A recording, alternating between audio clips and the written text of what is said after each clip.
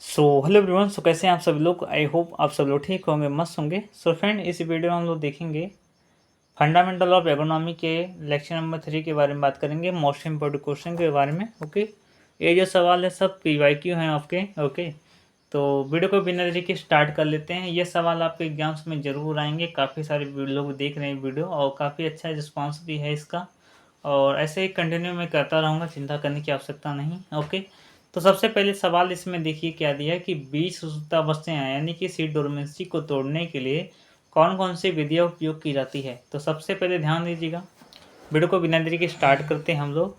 तो ध्यान दीजिए कि जो सीड डोरमेंसी होते हैं, इसको तोड़ने के लिए काफ़ी सारी आर्टिफिशियल जो विधियाँ होती हैं इनका उपयोग करते हैं। जैसे एग्जाम्पल के लिए सबसे पहले आपका होगा स्केरिफिकेशन। ये सवाल भी आता है कि आखिर स्केरिफिकेशन क्या है, स्केरिफिकेशन से आप क्या समझते हैं, तो आपको जानना ज़रूरी है। तो दिया है इसमें कि ध्यान दीजिए, यह जो हमारा स्केरिफिकेशन है यह एक ऐसा मेथड है जिसमें क्या करते हैं, बीज के कठोर यानी कि जो बाहरी आवरण होते हैं, जो बाहरी यानी कि जो सीड का जो बाहरी सीड कोट होता है, उसको क्या करते हैं, शारीरिक यानी फिजिकल या रासायनिक केमिकल रूप से कमजोर या क्षतिग्रस्त करते हैं। कमजोर या क्षतिग्रस्त करते हैं यानी कि उसको क्या करते हैं, घिस देते हैं सीड कोट को। ऐसे में क्या होता है, जो सीड की डोरमेंसी होती है वो टूट जाती है यानी ख़त्म हो जाती है। इसका उद्देश्य क्या होता है कि बीज आवरण को नरम करना या हटाना है। नरम करना या हटाना का मतलब क्या है कि जो सीड कोट को क्या करना है, मुलायम बनाना है या फिर सीड कोट को निकाल देना है। ओके, इससे क्या होता है कि जो जल होता है और जो गैसें होती है वो सीड के अंतर्गत क्या होता है, अंदर क्या होता है, प्रवेश कर पाती है। इससे क्या होता है कि जो सीड की जो डोरमेंसी जो होती है वो ख़त्म हो पाती है। ओके, यह विधि जो है विशेष रूप से उन बीजों के लिए प्रभावी है जिनकी सुप्तावस्था यानी कि जो डोरमेंसी जो होती है वो कठोर बीज आवरण यानी कि जो आपका जो कठोर बीज आवरण से जो हमारी सीड डोरमेंसी होती है उसके कारण होती है, तो उसके लिए हमारा स्केरिफिकेशन बेटर होता है। जैसे कि फली वाली जो सब फसलें होती हैं, जैसे कि हमारी लेग्यूमिनेसी क्रॉप्स में जैसे चना हो गया, मटर हो गया, तो उनमें जो हमारा सीड की डोरमेंसी होती है वो सीड कोड के माध्यम से होती है। तो उसके लिए हम स्केरिफिकेशन मेथड का उपयोग करते हैं। इसमें क्या करते हैं, इसको घिस देते हैं सीड को या फिर उसको रगड़ते हैं। ओके, जिससे क्या होता है, इसमें रासायनिक अम्लों से या फिर जिससे क्या होता है कि जो सीड कोट होता है वो टूट जाता है और जो सीड की डोरमेंसी होती है वो ख़त्म हो जाता है। इसके अतिरिक्त कुछ रसायनों का भी हम उपयोग करते हैं। ओके, अगला हमारा है स्ट्रेटिफिकेशन, बहुत ही इंपॉर्टेंट है स्ट्रेटिफिकेशन। ध्यान दीजिए, इस विधि में हम क्या करते हैं कि बीजों को नम यानी कि मॉइस्ट यानी कि लो टेम्परेचर या फिर हम कोल्ड में यानी कि ठंडे पर या फिर हम गर्म परिस्थितियों में क्या करते हैं, एक निश्चित अवधि के लिए गर्म करके उसको हम रखते हैं, जिससे क्या होता है, सीड की डोरमेंसी ख़त्म हो जाती है। तो स्ट्रेटिफिकेशन एक ऐसा मेथड है सीड की डोरमेंसी को ख़त्म करने का, इसमें सीड को एक निश्चित तापमान पर गर्म करके निश्चित समय तक छोड़ते हैं। अगला है, इसमें आता है हमारा स्ट्रेटिफिकेशन में दो प्रकार आता है। पहला आपका होता है कोल्ड स्ट्रेटिफिकेशन, जिसमें क्या करते हैं कि एक बहुत ही कम डिग्री टेम्परेचर जैसे कि 0 से 5 डिग्री सेल्सियस तापमान पर क्या करते हैं, सीड को हम क्या करते हैं, रखते हैं। ओके, इससे क्या होता है कि सीड की डोरमेंसी ख़त्म होता है, यानी कि कम तापमान रहेगा 0 से 5 डिग्री, तो उसको बोल देंगे कोल्ड। और वार्म का मतलब क्या होगा, जिसमें जो टेम्परेचर होता है 15 से 20 डिग्री दिया है इसमें, बट इसको हम रखते हैं लगभग 40 से 50 डिग्री सेल्सियस पर रखते हैं। ओके, 40 से 50 डिग्री सेल्सियस तापमान पर रखते हैं। ओके, तो 40 से 50 डिग्री टेम्परेचर पर जब रखेंगे उसको हम बोलेंगे वार्मर स्ट्रेटिफिकेशंस। तो दो टाइप आप लोग ध्यान दीजिएगा, कोल्ड और वार्म। ये आपका होगा स्ट्रेटिफिकेशन का मेथड। इसके अलावा है प्रकाश ट्रीटमेंट यानी कि प्रकाश उपचार। तो ध्यान दीजिएगा, इसमें क्या करते हैं, सीड को क्या करते हैं, अंकुरण के लिए हम विशेष प्रकार के प्रकाश की आवश्यकता पड़ती है। ठीक है, इन बीजों को अंधेरों में रखने पर वे अंकुरित नहीं होते हैं, इसलिए हम क्या करते हैं, उन्हें बार बार या लगातार रेड या सफ़ेद प्रकाश में उजागर करना होता है। रेड के लिए हम क्या करते हैं कि जैसे हम उसमें जैसे आग को सुलगा देते हैं, तो ऐसे में क्या होता है, जो टेम्परेचर जो निकलता है भट्टी से जो लाल लाल कलर का, वो हमारा रेड कलर का उसमें लाइट होते हैं। ओके, या फिर हम जो 100 वाट का जो बल्ब होता है उसका इस्तेमाल करते हैं, या फिर सफ़ेद प्रकाश और सफ़ेद प्रकाश के लिए हम सूर्य का प्रकाश का उपयोग कर लेते हैं। ओके, तो इन सभी चीज़ों के लिए हम प्रकाश का उपयोग करते हैं। इसके अतिरिक्त है जैसे कि वृद्धि नियामकों और अन्य रसायनों का उपयोग। तो कुछ केमिकल भी होते हैं, ठीक है, कुछ केमिकल जो भी होते हैं जो कि क्या करते हैं, सीड के जो डोर्मेंसी को क्या करते हैं, ख़त्म करते हैं। एग्जाम्पल के लिए हमारे हो गया ABA यानी कि एब्सिसिक एसिड हो गया। यह एक ऐसा रसायन है जो कि क्या करता है, सीड की डोर्मेंसी को कम करता है, ठीक है। या फिर सॉरी इसमें दिया है कि यह जो ABA होता है ये क्या करता है, ये जो होता है ये डोर्मेंसी का कारण होता है। इसके लिए हम क्या करते हैं, gibberellin, cytokinin, ethylene, thiourea, potassium nitrate आदि रसायनों का उपयोग करते हैं।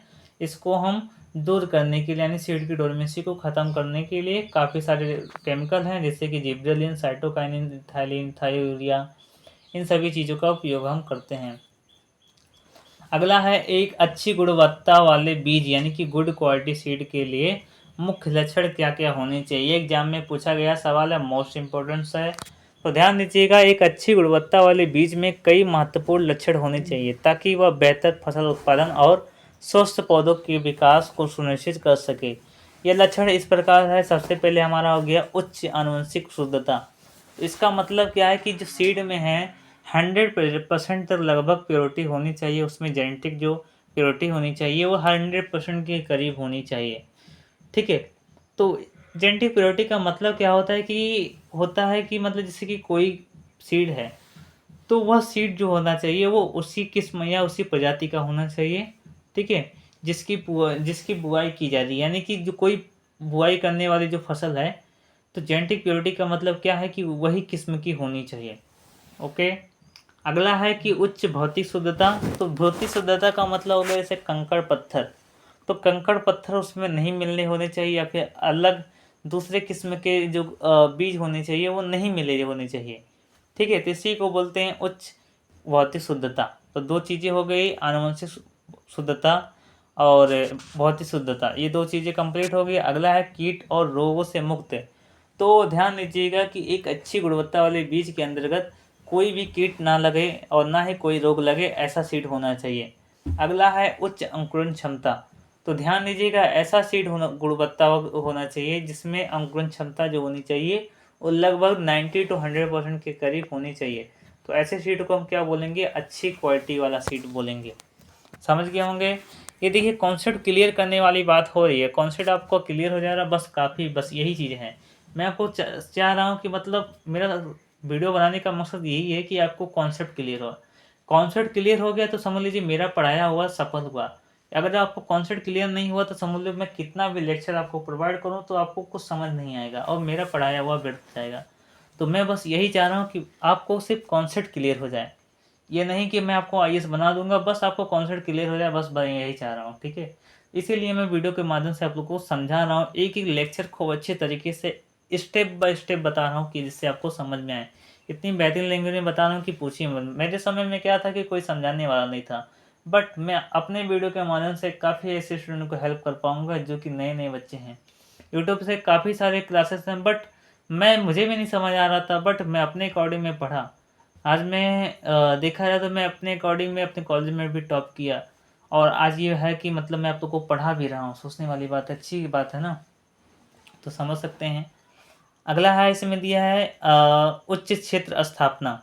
तो कहने का मतलब क्या है कि जो सीड होना चाहिए वो खेत में आसानी से स्थापित होने वाला और बढ़ने की क्षमता वाला होना चाहिए। यानी जो सीड होना चाहिए ना वो क्या हो कि कोई भी सॉइल्स को अडोप्ट कर ले, किसी भी सॉइल्स में उसकी बुआई कर दे, तो ऐसा सीड होना चाहिए। तो उसी को बोलते हैं गुणवत्ता युक्त सॉइल और गुणवत्ता युक्त सीड। अगला है अच्छा आकार, आकृति और रंग। तो जो सीड का जो साइज होना चाहिए वो अच्छा होना चाहिए, ज़्यादा बड़ा ना ज़्यादा छोटा होना चाहिए। उसका शेप भी अच्छा होना चाहिए, कोई भी अगर मटर का है तो अच्छा राउंड शेप में होना चाहिए। कलर भी उसका अच्छा होना चाहिए, ऐसा नहीं कि कोई भी मतलब कलर हो, मटमैला हो, ऐसा हो। जो कलर चाहिए जो ऑथेंटिक है और जो अच्छा है, जो अच्छी क्वालिटी का मतलब निशानी है, ऐसा कलर होना चाहिए। अगला है उच्च जीवन काल और सेल्फ लाइफ। ऐसा सीड होना चाहिए जिसका लाइफ साइकिल जो होना चाहिए वो अधिक होना चाहिए, ठीक है। ऐसा ना कि 1 साल के अंतर्गत उसका लाइफ साइकिल हो और वो ख़त्म हो जाए। जैसे हाइब्रिड सीड में होता नहीं है धान में कि मतलब उसकी बुआई आप एक बार ही कर सकते हैं और उसके अलावा अगर दूसरी बार बुआई करेंगे तो आपका फसल जो रहेगा वो उसमें नुकसान आपको होगा, तो ऐसा सीड नहीं होना चाहिए। ठीक है, तो ये चीज़ें हो गई। अगला हम देखेंगे बीज की विभिन्न श्रेणियाँ, क्लासेस कौन कौन से हैं और उन्हें कैसे पहचाना जा सकता है। काफ़ी सारे वीडियो हैं, मतलब काफ़ी सारे लेक्चर होंगे जो कि नेक्स्ट लेक्चर्स में आपको देखने को मिलेंगे। जैसे जुताई क्या है और फसल उत्पादन में इसका महत्व क्या है, ये भी आपको देखने को मिलेंगे। जुताई की टाइप्स के बारे में देखने को मिलेंगे, ये सब सवाल आए हुए हैं। ओके, इसके अलावा आपको देखने को मिलेगा शॉर्ट वाले क्वेश्चन।